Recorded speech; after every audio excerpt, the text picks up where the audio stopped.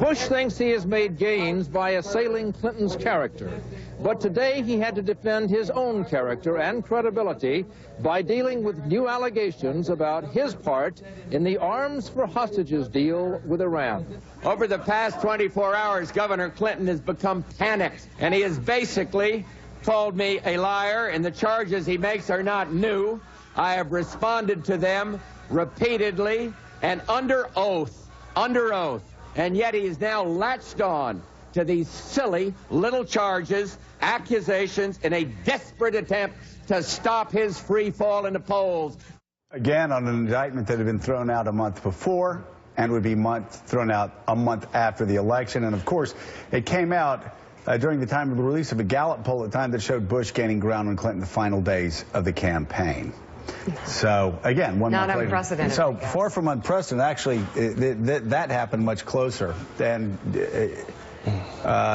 don't tell the Bushes that didn't have an impact on the outcome of the race. But yeah, except, I mean, except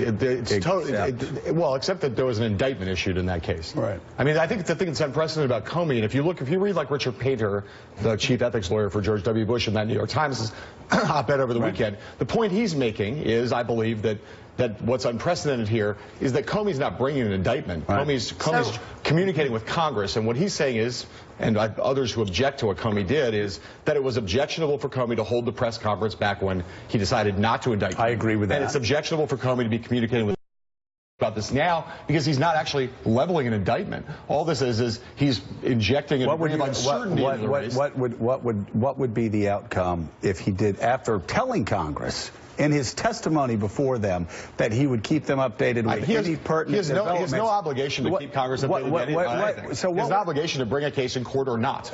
John, what would happen if he waited until after the election and said, oh, by the way, I've got a laptop containing 650,000 emails. We're going to start sorting through them now that you guys have voted. Again, frankly, there's no reason for him to discuss that at all until he either brings an indictment or not.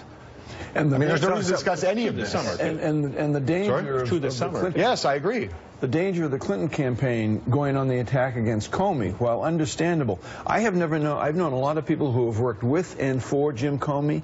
His character is unassailable, according to everyone who has either worked with or for him. His judgment here certainly might be suspect in the eyes of many, but his character, no.